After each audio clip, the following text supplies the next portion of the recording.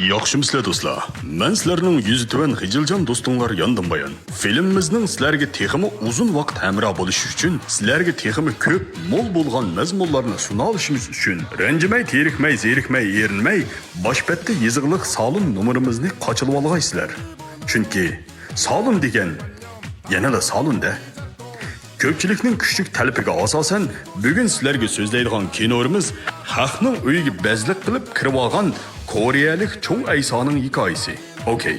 Kinorimiz ekranning sirtig'ich purab ketgan toshga aylangan paypoqdan boshlandi.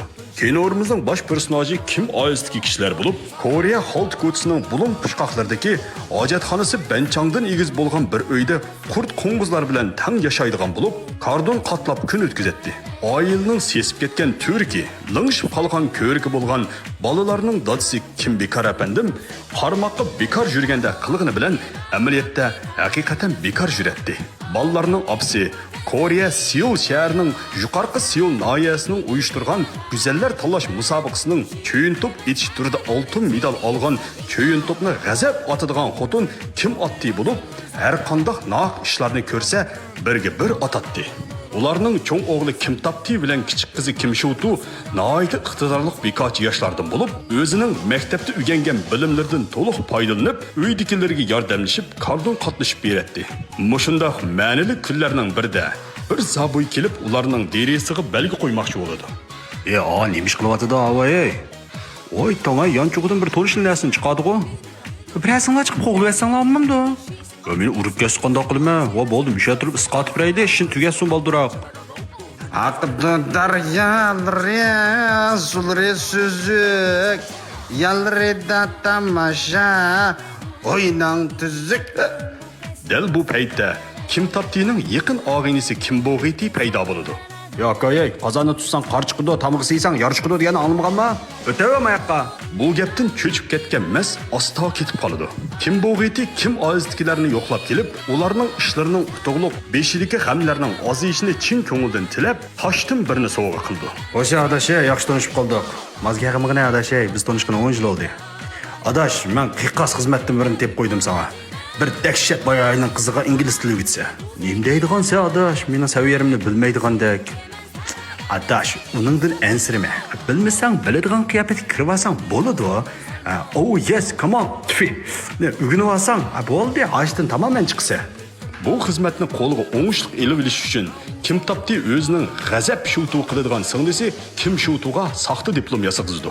Ertasi Kim Tapti boylar mahallisidagi Pak jamoat qasriga dars o'tkazib bordi. Pak jamoatining on vaqt chiroy ayol xo'jayini Pak Kim Taptining saxta salohiyatiga ishinib qoladi va dars o'tishga qo'shiladi. Pak jamoatining kichik qizi Gavkovga oz qolganda muhabbatga cho'nqur ishtiyoq bog'lagan sodda qizchaq bo'lib, ko'pchilik uni Pak Suygu deb ataydi. Qizchaq, siz o'diqman.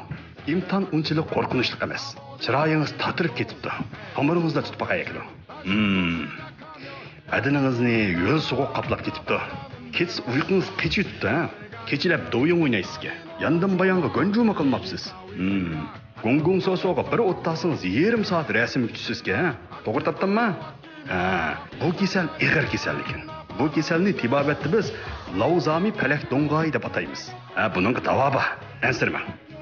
Qo'ymaydim birini tepib, mashq toza bir qaqlib etib, muhim yerlaringizni ravurus bir mayla versangiz, masalan, quloqning keyni, burunning usti degandek. Toza paydo qiladi. Darsni bak yaxshi o'tdingiz, juma ma'lum. Menda sal quruq issiqboniki deyman. Buningda davo bormidi? Beriklikning vaqti kelib qoldi. Cho'chor tugib yesangiz paydo qiladi. Bu chaqda Pak oilasining eng kichik o'g'li Pak Kiynek uyda xohlagan joyga itib o'ynaydi. Ma'lum, ko'rib turibsiz. Mushu o'g'lim kapsiz bo'lib qoldi. O'xya itib uyini qalayimxon qilib o'tdi. Lekinchi bu bolam san'atda bek talanti bor. Ko'rdingizmi mavzusiga rasmlarni? Bolangiz haqiqatan talant egisiga. Bolangizni san'at jihatdan tarbiyalash kerak. Kim Tapti fursatdan foydalanib, o'zining bir chet elda o'qib kelgan dog'liq san'atkorni taniydiganligi va xolisa tanishtirib qo'ydiganligini aytadi. Ertasi Kim Tapti o'zining singlisi Kim Shutuni saxta bir salohiyat bilan Pak jamoatiga tanishtirib qo'ydi. O'zining ma'lumga kuyab qolgan Pak Suygu uning Pak Suygusini izhor qilish uchun oxiri eg'iz ochdi. Shuningki doringiz issiq bosmidi, takshi ubdan singdirib maylagansiz, ha? Ya bo'lmasa men sizga yangi reseptdan bir nez beray, ha? Shundoq qilib bu resept shunchalik foyda qildiki, Pak Söygü'nün bir kunlik lav surg'inimi tejab qoldi. Ak ko'ylakni ko'rgan Kim Shutu shu zamon Kim Yansongga o'zgarib, ko'p yillik yasalmachilik tajribasi bilan Pak-Pakizni Pak-Pakiz yasab ketadi. Hadi, o'g'limning sızgan bu rasmiga qarang. Bu rasmda biz uning ishki dunyosini ko'rib olaymiz. Buni biz psixologiya ilmida yonpash nervisi metildash deymiz. Bundaq bolalar odatda aqlliq bo'ladi. Tarixda nurg'un shundaq san'atkorlar o'tgan. Masalan, bolangizning rasm chizish uslubi 18-asrning oxirlarida yashab o'tgan tanliq rassom Al-Jahoni bemavjudning uslubiga o'xshaydi ekan. Pak-Pakiz o'zining bolasidan faxrlanib muldir yosh to'kishga boshlaydi. Dal mushchaqda oila xo'jayini Pak Song uyiga qaytib keladi. Hamda shopirga muallimni uyigacha olib qo'yishni buyurdi. Pak Shutuning qalasiga tuyuqsiz bir xums bilan kelib qoldi. Hamda o'ziga uzun yildan yoqa hamro bo'lgan sharabarasini elib, mashinaga yaldami qilib tashlab qo'ydi. Etsi Pak Song mashindan bu sharabarani bayqab qoladi. Hamda qattiq o'yga tushdi. Bu kimning bo'lib ketdi? Natashaningmi-du, Shashananingmi-du? Bu ishdan gumonlangan Pak Song ayoliga bu ishni aytdi. Mani ko'rdingmi, mani? Voy anam-ey, nim bo'lib ketdi bu? Bizning shofer mashinaning ichida mashina haydaydigan bor ekan. Yey, o'ylamabdim-ku ularning bunda ekanligini. Nima qilsin changirmay qilmamdi. Bu ikkisi maslahatlashib shoferni ishdan bo'shatishni qaror qildi. Bu fursatni g'animat bilgan Kim Shutu o'zining dadasi Kim Bekarni jiroq tuqqanim deb tanishtirib, Pak-Pakizga shoferlik tavsiya qildi. Yey, ajab yaxshi qildingiz. Oshtaali bir qiling ha. U tunishingiz mashina qanday haydaydi? Yey, deb qopsiz. Yandim o'tan lovsiz jidan ha. Unda o'z ravrus haydaydi ekan. Darvaqa Kim Shutuning xums plani amalga oshib, o'ngishli qoldi dadasi Kim Bekarni bu oilaga shoferlikqa akirib oladi. Aka, nechiga kirdingiz? Majil 50 ta bor. Mashin haydayotganimga 40 yil bo'lib qoldi. Mashinni bek siliq haydaysiga juma.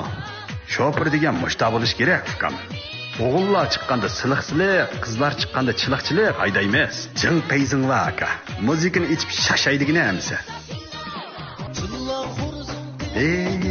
Yangsan qurat. Mashina to'xtamsaka bir chang o'ynaymiz.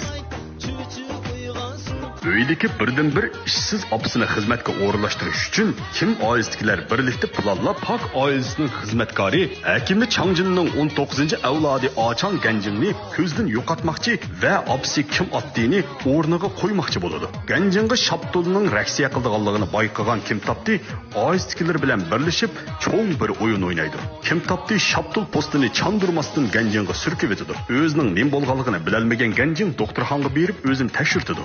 Bu ko'rinishni o'g'irlikchi tatib olgan Kim Bekar Pak-Pakizga o'zining Ganjingni o'pki tuberkuloz bo'lib qoldi deb gumonlanganligini aytdi. Unda desam, g'ayvat qilyotdi deb qolmang. Menga oldidil davrma. Bu xotinning yomon gapini qilgan yerim yo'qchimi? Lekin demsam faqat bo'lmaydigan yer ketdi. Nima degan bilan yuqumliq kasal emasmi?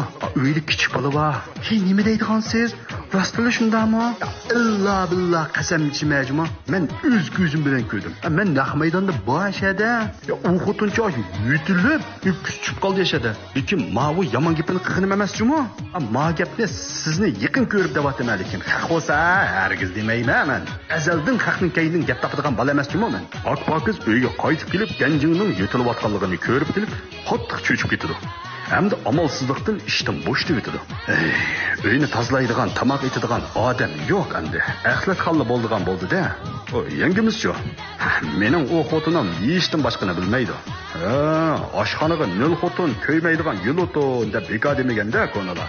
Naq dedingchi-mi aka? Kallanga birmish. Mani sizga beray. Oy, biz unda ishlar yo'qchi-mi? Xato tushunma. Bu dangliq oila mulozimat shirkatining sim kartasi. Mush yerdan so'rab beqing. Yaxshi xizmatchi chiqib qolar. Bu amaliyotda Kim Shutuning tekosi bo'lib, u oila mulozimat shirkatining qiyofatiga kirib olib, opsini o'ngishli qoldi Pak oilasiga akirib oladi. Shundoq qilib, Kim oilasi Pak oilasiga parazit qurtdek singib kirdi. Bir kuni Pak Song oilasidagilarni ilib sayohatga chiqib ketdi.